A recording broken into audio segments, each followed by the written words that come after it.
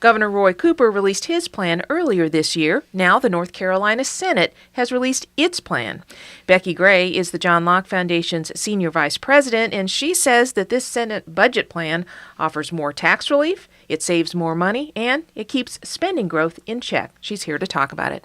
Becki, welcome back to the program. Thanks. The description sounds like fiscal restraint, good stewardship, and we've seen that for a number of years now. And tax cuts. There you go. Yeah. Actually, and Donna, if there's a message with this budget, sort of an overall message, this continues on the prudent, fiscally responsible budgeting that we have seen come out of the General Assembly really since 2011. So this continues us on the path. One of the significant things, just the starting point was we had $580 million in revenue surplus. That's a big deal. I think it also speaks to the economic growth that these kind of policies being put into place have resulted in. So just the starting point was we're in very good shape in North Carolina, much better than many other states. We're just one of the few states in the country that has a revenue surplus. And this budget continues along those same lines. You mentioned tax relief. Tell us about that. Yeah, the Senate would further reduce personal income tax. They would further reduce corporate income tax. They would increase the standard deduction, which means that's that zero tax bracket, the amount of money that you pay no taxes on starting out. It's particularly significant for low-income earners and low-income taxpayers in that they get a break on a significant amount of their initial income right off the bat. Also, some changes in mortgage deduction, changes per child tax credits to deductions, I believe. But, some other things in there that, again, additional tax cuts. As a matter of fact, over a number of years, this would result in $1 billion in tax cuts that North Carolinians get to keep of their own hard-earned money. While at the same time, what this budget does is, I believe that it fully funds, it appropriately funds, it responsibly funds the core functions of government. It also saves some money, and that's also been a theme the past several years. And that's also a very important thing to think about. Just if you think of your own family budget, it's important to put that money aside in case your air conditioner breaks this summer or other things come up. We certainly saw this in North Carolina with Hurricane Matthew. Unanticipated, something we didn't expect. We certainly didn't ask for it, but some real needs of our North Carolinians in the eastern part of the state. We had fires in the western part of the state. Luckily, we had money set aside to deal with that, to offer those folks some relief. Didn't have to go back and raise taxes or do any of that. That money was set aside. The General Assembly recognizes the importance of this kind of fiscal responsibility and, again, have set aside additional money into the savings account. As a matter of fact, I believe that the savings reserve now is at the highest point that we've ever seen in state government. It's going to help us get through another hurricane, natural disaster. If we have a downturn in the economy, North Carolina is better positioned than most other states. This is what fiscal responsibility is all about. And based on that, we know that North Carolina has become a model for other states. Yes. Now there's actually some similarities, as our colleague Roy Cordato has pointed out in his piece recently, between the Trump tax plan, that proposal, and what North Carolina has done. But there's a key issue at play, Becki, and that is you talked about the tax rate reductions that are in the Senate plan and that we've seen previously, but they have also reined in spending. And that's the two go together. You can't have one without the other. They have set priorities. There are teacher pay increases. There are state employee pay increases.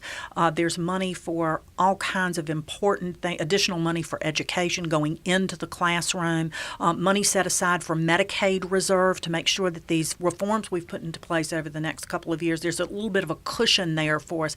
Those kind of key functions of government, strategic transportation infrastructure plan, also some attention on that on the budget. So the priorities are there, the money is well spent, but the money is restrained. It's the priorities in this budget are very similar to what the governor's priorities are. The difference is the Senate spends the money better. Now, what happens next? The House needs to take up their budget plan, right? Yeah, as you mentioned at the beginning of the segment, Donna, we've seen the governor's budget. We now have the Senate budget. The next thing that we'll see is the House budget, and they have already started that process. The House is now looking at it, not starting from ground zero because they have what was in the governor's budget. They've got all the numbers, the fiscal forecasting, those kind of things. Also, some of these really good policies in the Senate budget we're going to see in the House budget as well. But the House will put their stamp on things. And some of the things we expect to see are perhaps not the $1 billion tax cut, but something more more modest. Maybe they're talking $400 million, $600 million rather than $1 billion, something like that. We haven't seen the plan yet. We expect to see it next week, so we'll see those kind of things. But again, I think we can expect to see teacher pay increases, principal pay increases, something for state employees. Again, funding education, making sure that that money is in the classroom, that it affects kids and opportunities for them.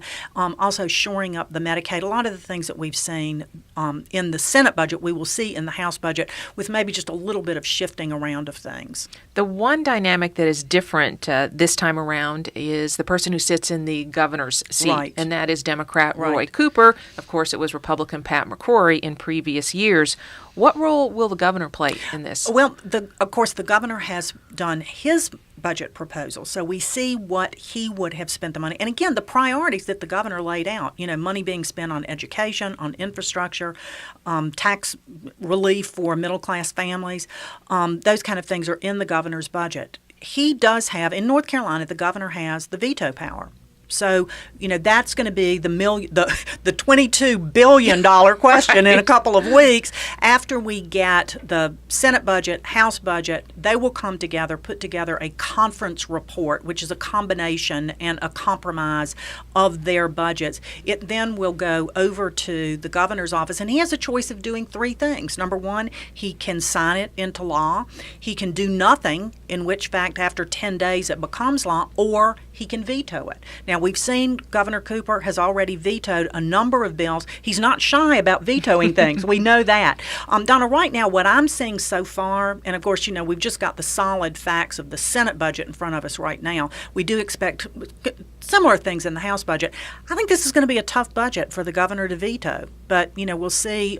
He is already complaining that it doesn't spend enough. Again, you got to go back to that question of what's the revenue and what's the spending, and how can we find that balance, and how can we appropriately fund things. So, we don't know, but that's what the governor's choice is. He can either sign it into law, he can veto it, or he can do nothing, in which fact then it becomes law by de facto. Now, Becki, we've talked about some of the tax provisions in the Senate plan, also the issue of saving money and reining in spending growth. What other things are in that Senate budget that you think are really good? Anything to do criminal justice-wise or healthcare reform, anything like that? Thank you for mentioning that. A couple things. One is the Senate budget repeals certificate of need. Now, if you're not familiar with that, that's where there is a government slip required for medical equipment, new medical facilities. We've written extensively about this at johnlocke.org about the cost and the limiting access that certificate of need laws do. Senate budget completely repeals certificate of need over a number of years. That's very, very good news. It's good policy. It's the smart thing to do. Also, raise the age. Now, this is something, again, we've written a lot about at the John Locke Foundation, lots of information available. This would be where 16 and 17-year-olds would be tried as juveniles rather than as adults. And the difference there is it gives those kids an opportunity for a second chance, something we feel like is very important.